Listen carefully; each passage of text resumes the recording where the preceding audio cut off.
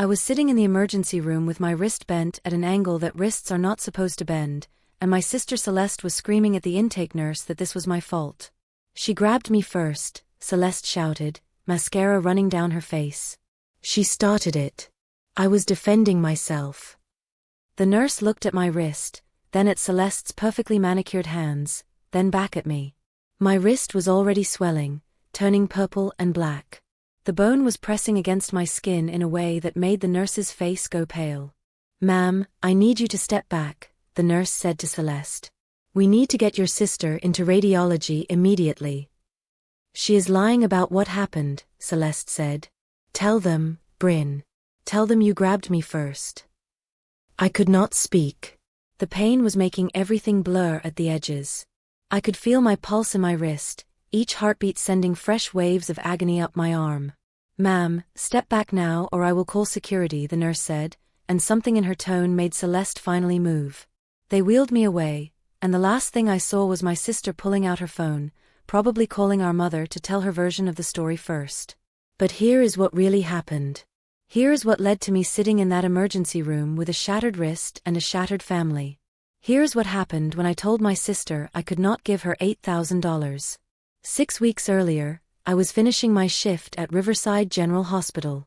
I am a radiologic technologist, which means I take X-rays, CT scans, and help run the MRI machines. I had been working there for 5 years, ever since I graduated from my program. The pay was decent, the benefits were good, and I loved my job.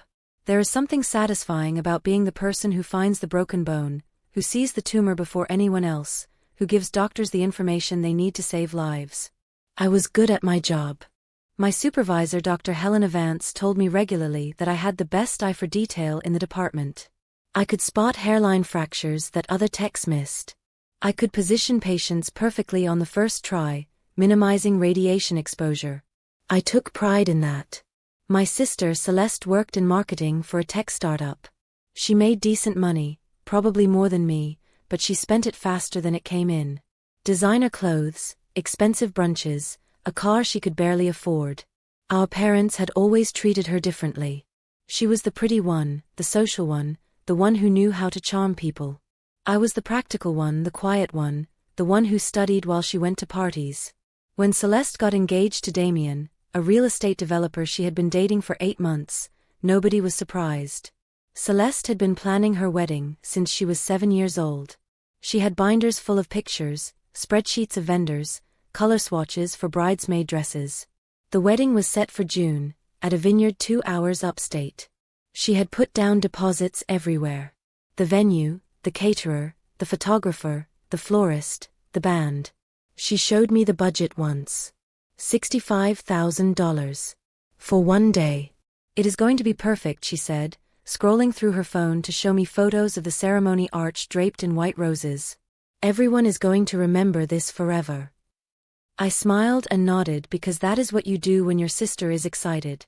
But inside, I was thinking about how $65,000 could pay off my student loans with money left over. 3 weeks before the incident, Celeste called me crying. "Bryn, I need your help," she sobbed. "Everything is falling apart." My first thought was that Damien had called off the wedding. My second thought was that someone had died. "What happened?" I asked, putting down the medical journal I had been reading. "The venue is saying they never received my final deposit." "But I sent it. I know I sent it. I know I sent it." "And now they are saying if they do not get $8,000 by Friday, they are giving our date to someone else." "Did you check your bank records?" "Of course I checked. The money went through. But they are saying their system shows nothing, and unless I can prove it, I need to pay again."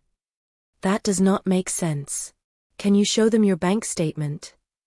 I tried. "They are saying it is not their problem, that I must have sent it to the wrong account or something. Bryn, I am going to lose everything. The invitations already went out. People have booked hotels. Mom already bought her dress." She cried harder, and I felt the familiar guilt settle in my chest. The guilt that came from being the older sister, the responsible one, the one who was supposed to fix things.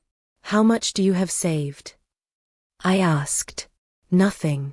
Everything is tied up in deposits." And Damien just had to pay a huge tax bill for one of his properties. We do not have $8,000 just sitting around. What about Mom and Dad? They already gave us $20,000 for the wedding. I cannot ask them for more. Dad just retired. They are on a fixed income now. I closed my eyes. I knew where this was going. Celeste. Bryn, please. You are the only person I can ask. I know you have savings. I know you have been putting money away. This is my wedding. This is the most important day of my life. I did have savings. I had been saving for 3 years to put a down payment on a condo. I had almost $30,000 in my account. It had taken me so long to save that much, working extra shifts, picking up overtime, saying no to trips and dinners out, and all the things Celeste spent money on without thinking. I do not know, I said slowly. Please. I will pay you back. I swear. As soon as Damien closes on his next property, we will have the money. 2 months, 3 at the most. Please, Bryn. You are my sister. There it was. The trump card. You are my sister. There it was.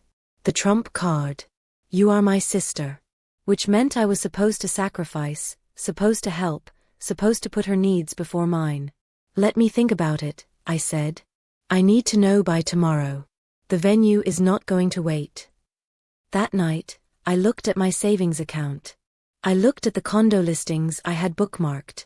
I thought about how close I was to having enough for a down payment, to having my own place instead of renting a 1-bedroom apartment with outdated appliances and neighbors who played music until 2 in the morning. Then I thought about Celeste crying, about the wedding falling apart, about being the sister who said no when she needed help. I transferred $8,000 the next morning.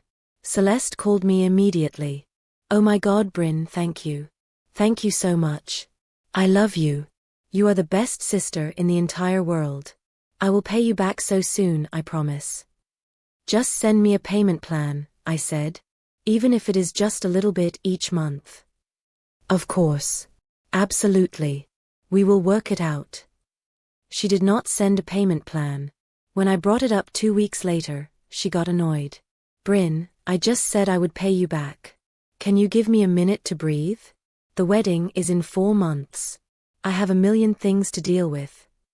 I just want to know when. God, I said I would pay you back. Why are you being like this? Do you want me to not have a wedding? Is that what you want? I dropped it. I told myself I was being unreasonable, that she was stressed, that I should be more understanding. But then 3 days before the incident, I saw Celeste's Instagram story. She was at a spa resort with her bridesmaids, having a bachelorette weekend.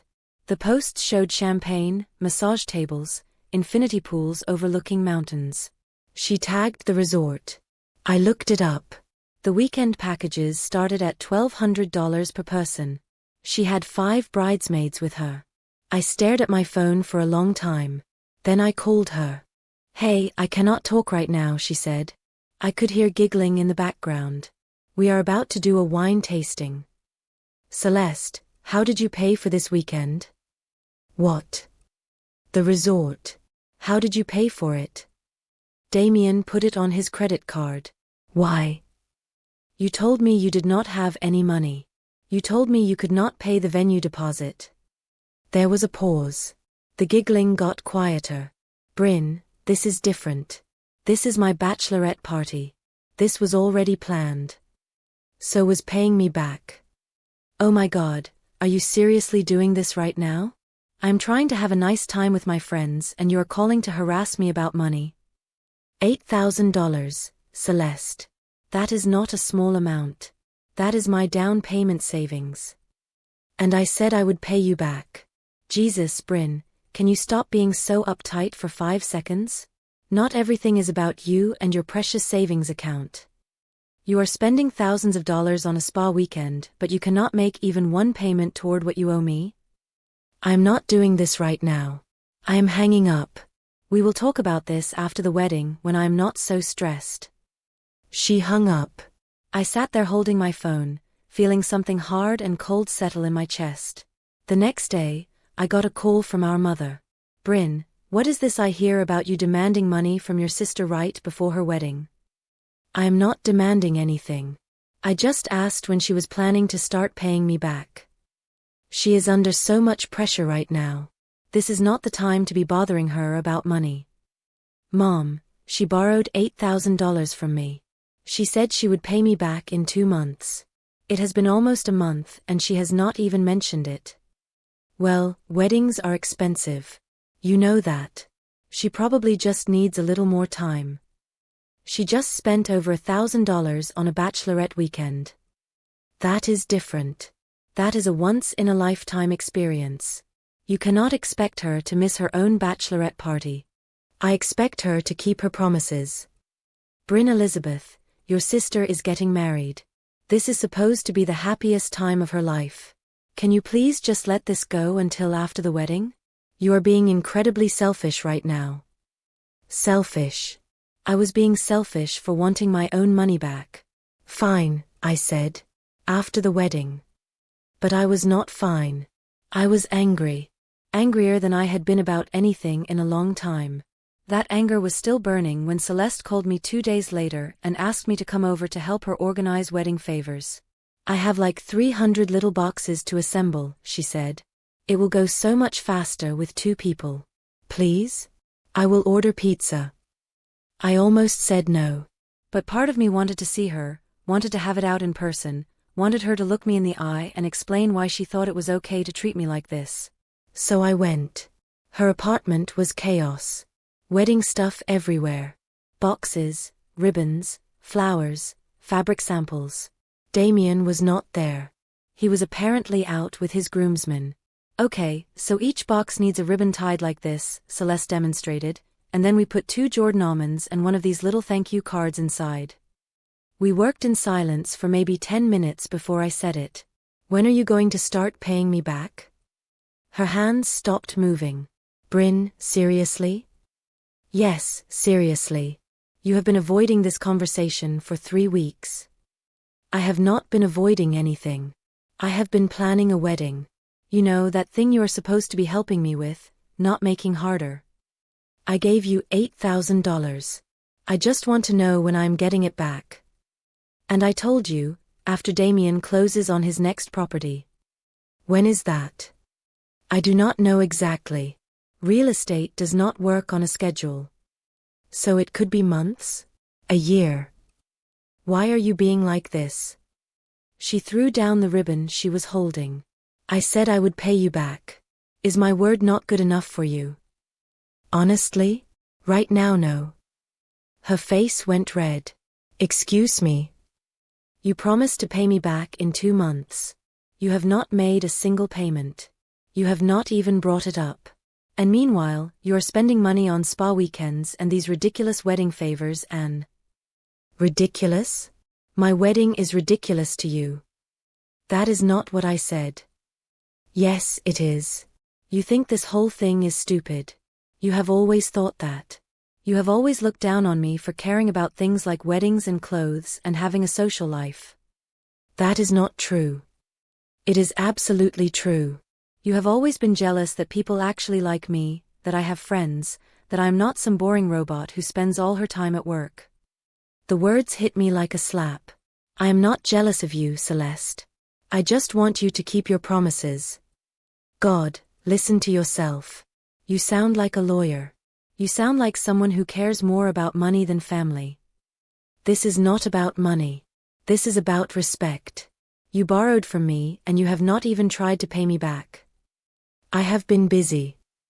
Too busy to send even $100?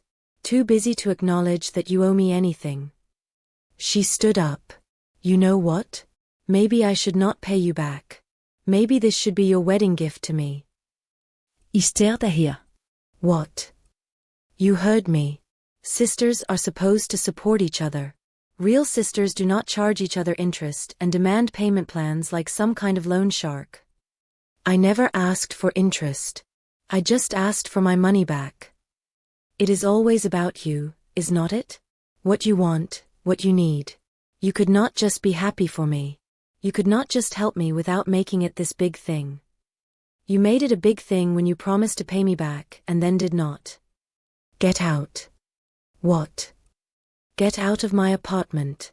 If you are going to stand here and ruin my wedding preparations with your negativity, then leave.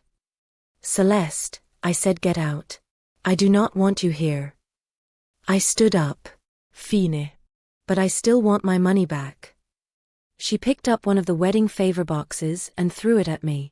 It hit the wall next to my head, almonds scattering across the floor. You want your money? Here. She grabbed her purse and pulled out her wallet. She threw 2 20s at me. They fluttered to the ground. There is your payment. Happy now? $8,000, Celeste. I do not have $8,000 right now. I told you that. Then maybe you should not have borrowed it. Something in her face changed. A coldness came over her features. Maybe you should not have offered if you were going to hold it over my head forever. I offered because you were crying and begging and telling me it was an emergency. And it was. And you helped. And now you will not stop throwing it in my face. I mentioned it twice. You mention it every time we talk. Every conversation, there it is. The money. Like I am some kind of charity case to you. That is not fair. You know what is not fair? Having a sister who cares more about her bank account than your happiness. We were both standing now, facing each other across a sea of half-assembled wedding favors. I want my money back, I said quietly. That is all I want. You will get it when I have it. When? When I have it. That is not an answer. It is the only answer you are getting. She turned away from me, started picking up the almonds from the floor. I grabbed her arm. Celeste, look at me. She spun around fast, and her elbow caught me in the chest. I stumbled back. She came at me, and I do not even know who reached for who first, but suddenly we were grappling, and then she twisted my wrist. I felt it snap. The sound was distinct. A crack, like a green stick breaking. Then came the pain, white-hot and immediate, radiating up my entire arm. I screamed. Celeste let go immediately, her eyes wide. Oh my God. I looked down. My wrist was already bending wrong, the bone displaced under the skin. Oh my God. Celeste said again. Bryn, I did not mean. Hospital, I gasped. I need to go to the hospital. I will drive you. No. I could not be in a car with her. I could not look at her. I pulled out my phone with my good hand and called 911. What are you doing? Celeste asked. What does it look like? I was crying now, from pain and shock and rage. You are calling an ambulance? Bryn, I said I will drive you. You broke my wrist. It was an accident.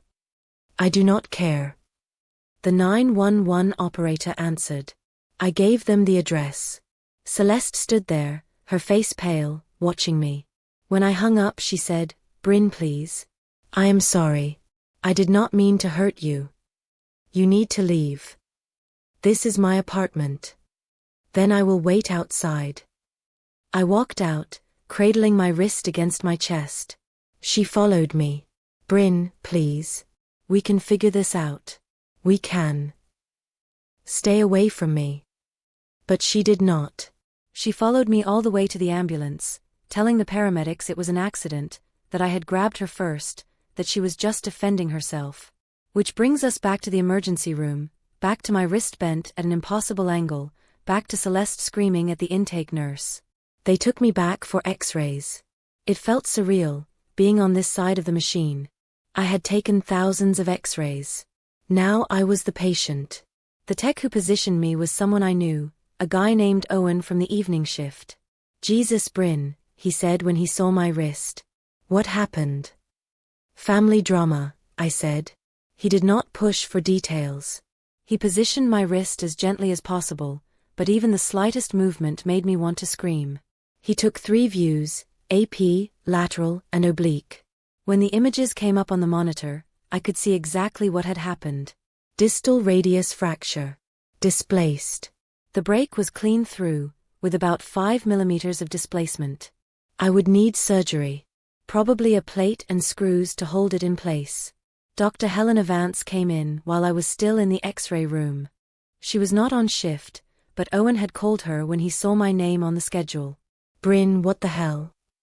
She looked at the images, then at me. Who did this to you? My sister. Her face went hard. On purpose. We were fighting. About money. It escalated. This kind of fracture does not happen from a casual push. Someone had to twist your wrist with significant force. I nodded. Have you filed a police report? Not yet. You need to. This is assault.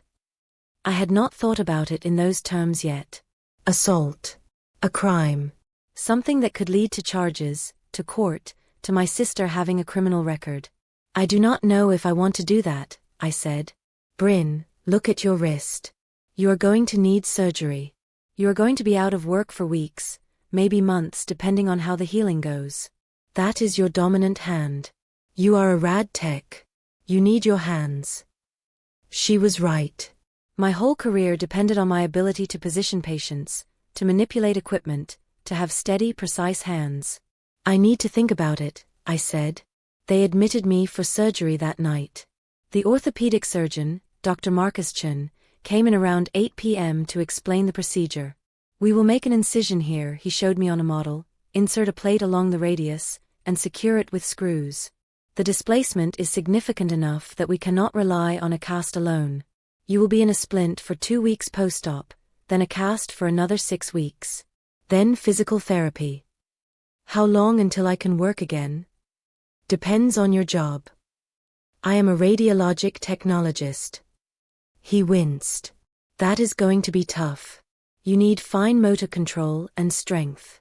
Realistically, you are looking at 3 months minimum before you can return to full duty. Probably light duty before that. 3 months. I felt sick. What about permanent damage? I asked. If everything goes well, you should regain full function. But there is always a risk with displaced fractures. Stiffness, reduced range of motion, chronic pain. We will not know until you are healed. They wheeled me into surgery around midnight. The last thing I remember before the anesthesia hit was thinking about Celeste, about whether she was at home assembling wedding favors or if this had ruined her night the way it had ruined mine. When I woke up in recovery, my mother was there. Oh honey, she said, and she actually looked upset. How are you feeling? Like my sister broke my wrist. She flinched. It was an accident. Was it? Celeste is devastated. She is beside herself. Good. Bryn, do not be like that. She feels terrible. She should. My mother sat down in the chair next to my bed. The doctor said you will need months of recovery. 12 weeks minimum. And you cannot work? Not for a while. She pressed her lips together. Bryn, I know you are angry. You have every right to be. But please do not make this worse than it already is. How could I possibly make this worse? By involving the police. By pressing charges. Celeste called me crying, saying the hospital staff told her you might file a police report. They told me I should. Bryn, she is getting married in 4 months. Do you know what a criminal record would do to her? To Damien's business reputation? To our family? There it was again. The family. Always the family. Never me. What about what this did to me? I held up my casted wrist. What about my career? My savings that I used to bail her out? What about any of that? I am not saying what happened is okay. I am just asking you to think about the consequences. I have thought about nothing but consequences. Consequences of loaning her money. Consequences of trusting her. Consequences of trying to get my money back. She will pay you back. When? My mother did not answer. That is what I thought, I said. She stood up. I am going to go. You need to rest. But Bryn, please. Think about what you are doing before you make any decisions you cannot take back. After she left, I lay there staring at the ceiling. My wrist throbbed despite the pain medication. I thought about what Dr. Vance had said. Assault. Criminal charges. Police reports. I thought about my savings account, $8,000 lighter. I thought about Celeste at her bachelorette weekend, drinking champagne while I worked double shifts. I thought about her throwing money at me, 220s scattered on the floor like I was a beggar. I thought about the snap of my bone breaking. Then I called the hospital social worker and asked them to contact the police. The officer who came was a woman in her 40s named Detective Sarah Reeves. She took my statement, photographed my wrist, and reviewed the x-rays. "This is pretty clear-cut," she said. "Witnesses at the scene confirm there was an altercation. The injury is consistent with forced twisting. Your sister is claiming self-defense, but given that you are the only one injured, that is going to be hard to prove." "What happens now?" I asked. "I file a report. The DA decides whether to press charges. Given the severity of the injury and the medical evidence, I would say charges are likely. Assault in the 3rd degree at minimum." "What does that mean for her?" "If convicted, it is a Class A misdemeanor. Up to a year in jail, though first-time offenders usually get probation and community service. She would have a criminal record." "A criminal record? My sister. The bride-to-be. How long do I have to decide if I want to pursue this?" I asked. "You already decided by calling me. The state can press charges with or without your cooperation now that there is a police report. But your cooperation makes the case stronger." I nodded slowly. "For what it is worth," Detective Reeves said, "I have worked a lot of domestic violence cases. This is not about money or wedding stress. This is about someone who thought they could get away with hurting you because you are family. Those patterns do not usually change without intervention."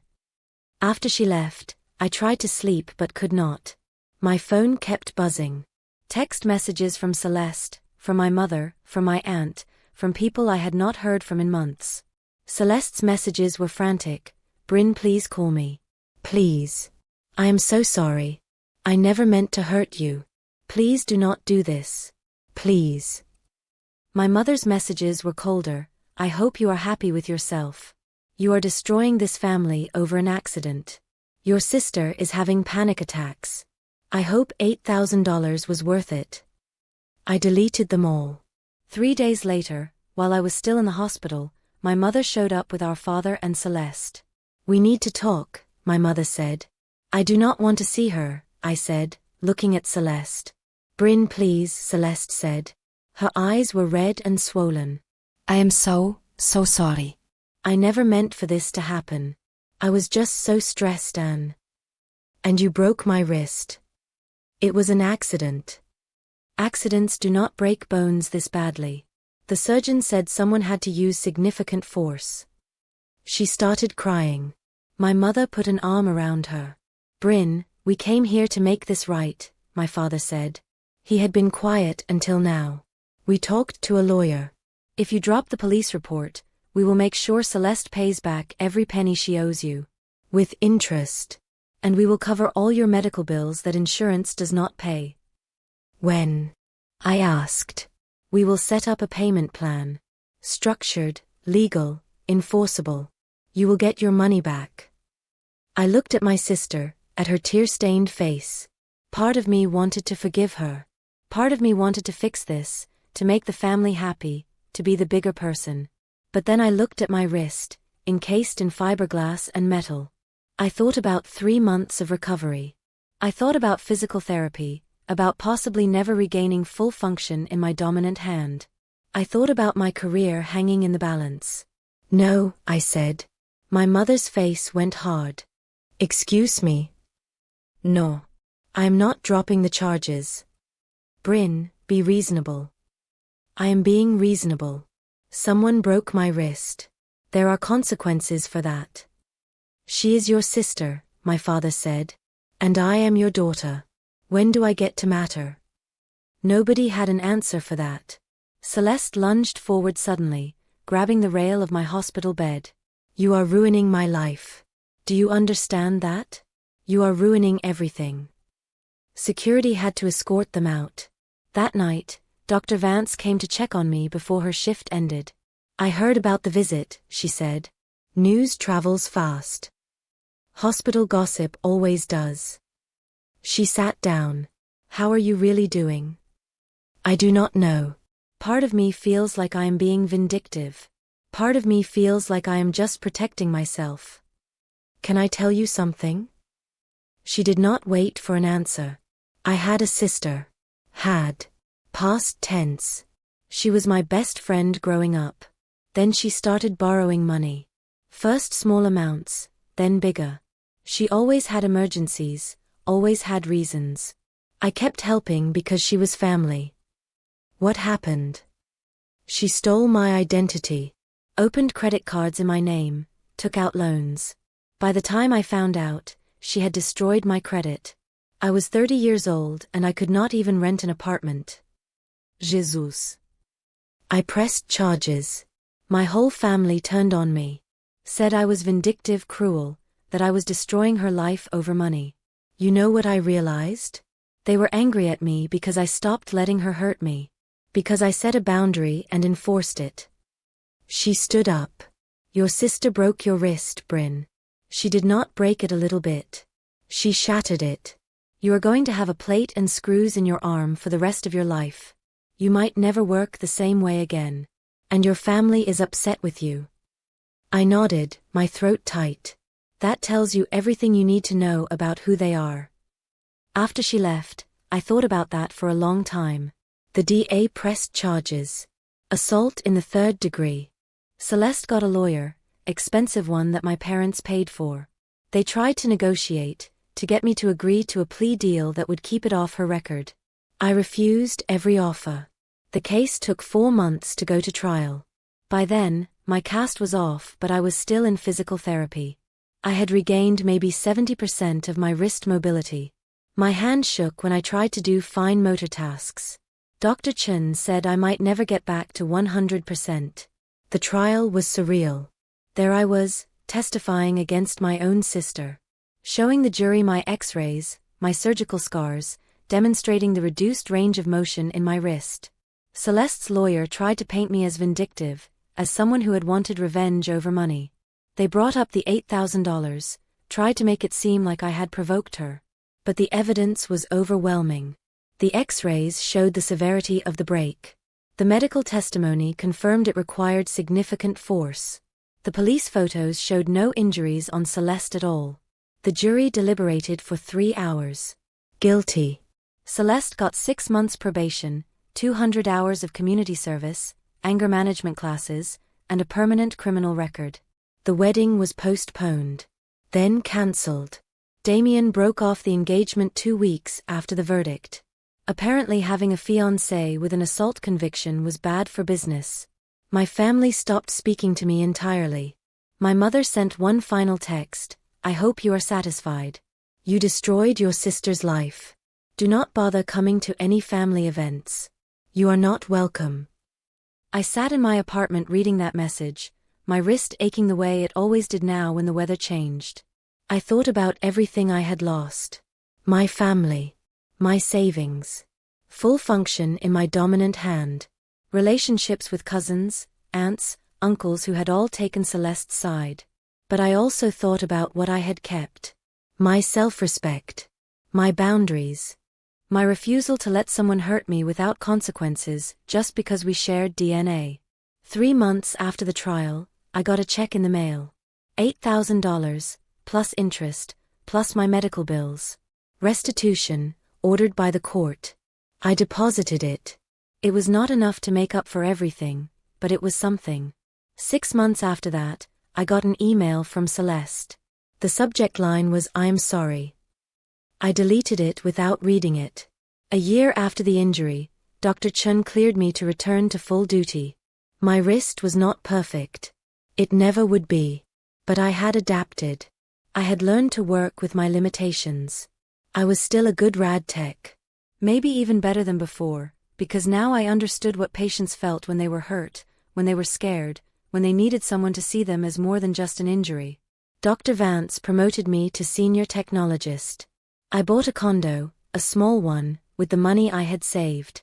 Sometimes people asked why I did not have any family photos in my office. I told them we were not close. It was the truth. My wrist ached when it rained. Every time it did, I thought about Celeste, about that moment in her apartment when everything broke. Not just my bone, but the illusion that family meant unconditional love instead of unconditional tolerance of harm. I thought about my mother saying I had destroyed everything over an accident. But it was not an accident. And I had not destroyed anything. I had just refused to pretend that breaking someone's bones was acceptable because you shared the same parents. The X-rays told the truth. A displaced distal radius fracture does not lie. It does not make excuses. It does not care about wedding deposits or family reputation or who is supposed to forgive who. It just shows what happened. Bone broken. Force applied. Damage done. And sometimes, the most important thing you can do is look at the evidence and believe what it tells you, even when everyone around you is asking you to see something else. My wrist healed crooked. But I healed standing straight. And that was enough.